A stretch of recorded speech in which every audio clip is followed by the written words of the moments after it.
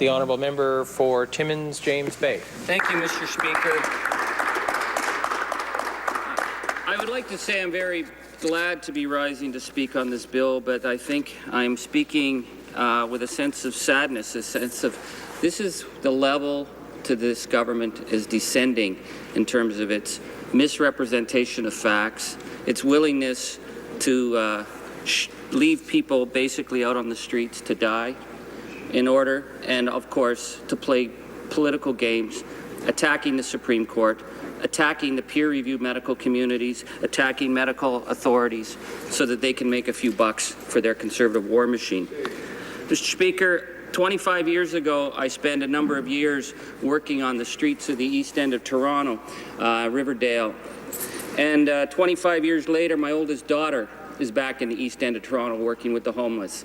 And we sit down and we talk. She was born in a house that we were running, taking in men coming out of prison, taking in addicts. I'll tell you, Mr. Speaker, having a child in that house did marvels for restoring a sense of community, of helping heal people.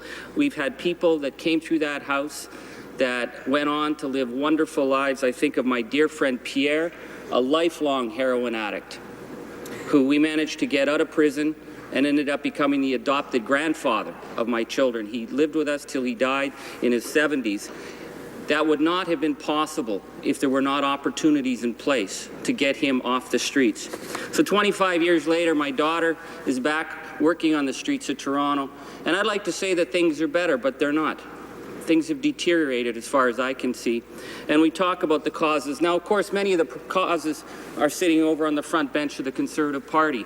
All the former Mike Harris thugs who are now in the House of Commons who stripped social housing programs so that before we could get men and women off the streets and into subsidized housing, well, that's disappearing, and particularly in Toronto Centre, which is, we see more and more condos going up, more and more of the homeless, of the poor being put out onto the streets. We see the lack of health supports for these people on the streets. And I talk with my daughter about the issue of addictions and what she faces with the people coming through.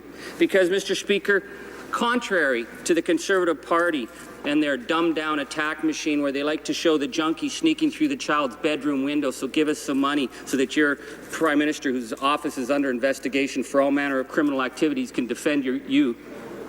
What we see with junkies and addicts, Mr. Speaker, is a cross-section of society. So what we are here to discuss today is not ideology. We're here to discuss the Supreme Court, to discuss the support of the Canadian Medical Association, peer-review study after peer-review study. This is on our side of the House. On their side is a cynical attempt to make money off the Conservative base, with their expression, keep heroin out of our backyards. Well, Mr. Speaker, if you look at the evidence, you find that if you do not have a way of dealing with these street drugs, it will be in your backyards. Because when it's pushed underground, this is where we see the crime. This is where we see the break-ins. And this is where we see the long-term effects. It's not just the overdoses and the deaths, but the hepatitis, HIV, the other blood-related diseases that just end up destroying people, sometimes who sober up and then many years later start to die from liver ailments and other problems that have been caused because they were not able to be dealt with in a proper manner when they were on the street. In our regions, and I'd like to say this to the Conservatives who live in this fairy bubble that it's the 1950s where they live, the drugs are in your communities. It's the fentanyl patches that young people are getting caught up in. It's the Oxycontin addictions that went across our communities when they were overprescribed by the medical authorities. It's the meth. These are drugs that are cutting across all manner of society. And Mr. Speaker, when you see the people, as my honourable colleague from Winnipeg Centre, who try to break the cycle of addiction, try getting them a bed in rehab. Try getting them the support they need. If it's not there, Mr. Speaker, the cycle becomes worse and it becomes a system of crime.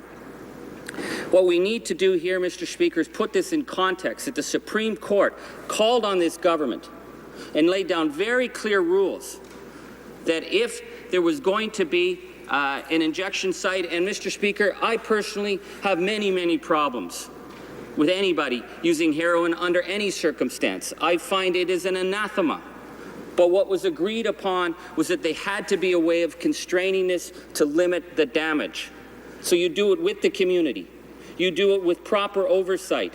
And you do it with the supports that you can somehow get these people off the addictions. Because, Mr. Speaker, it is really, as they say in the 12-step program, and I spent many days at Alcoholics Anonymous with the men who were coming out of prison to get them sobered up. It really is, but for the grace of God go I, that anyone who finds himself in this situation, these are not people born to be criminals. These are medical problems that hit them, and it takes over their life. And, Mr. Speaker, I will say also, having dealt with Toronto police 25 years ago and talking with my daughter who deals with Toronto police today, Toronto police, too often, and it's in every other city as well, they are the front line social and healthcare workers, time and time again. They are the ones dealing with people who are in this crisis, and it is a waste of their resources and a waste of our resources. Do I believe that heroin needs to be stopped on the streets? I would do anything to stop heroin on the streets. But, Mr. Speaker, when you're dealing with it, to simply turn it into a fundraising tactic for the Conservative base is a complete abdication of the role of what Parliament is here for, which is to find out what are the best ways to limit these damages and to start to move towards constructive solutions so we can bring people out of the depths of addiction. I'd like to point out, Mr. Speaker, my colleagues in the Conservative Party pride themselves on their lack of mercy.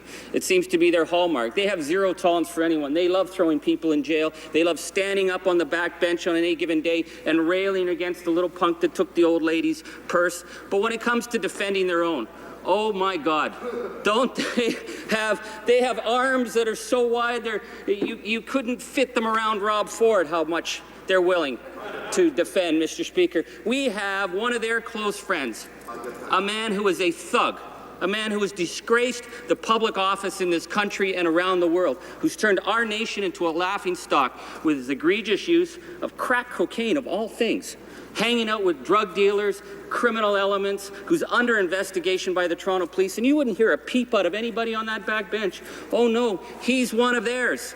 He's one of their pals. So when you have the mayor of Toronto, the fourth largest city in North America, the economic engine of Ontario, a mayor who's turned the city hall to so it looks like a Hell's Angels hangout, you hear nothing from over there.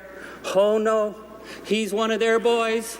You know, what was it the Prime Minister? Oh, I'm slightly concerned. You know, the health minister who's helping to rally the troops to go after the poor addict in downtown Vancouver.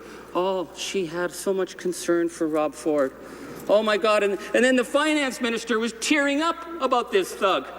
Oh God, oh poor little Robbie, he's one of our boys.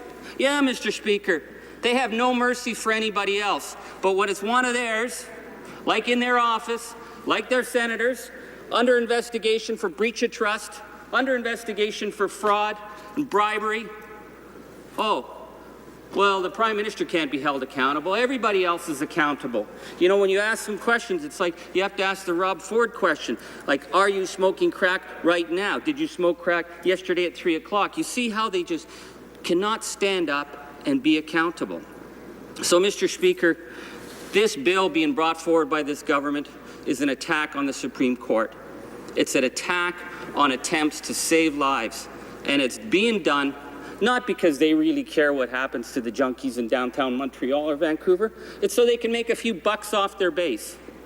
That is as dismal a political standard as I have ever seen in this country. So, Mr. Speaker, we will continue to stand up for smart policies, not dumbed-down policies, and we will continue to oppose this government that is mired in corruption, mired in criminal activity, and would prefer to hang out with their Conservative gang members while going after victims on the street.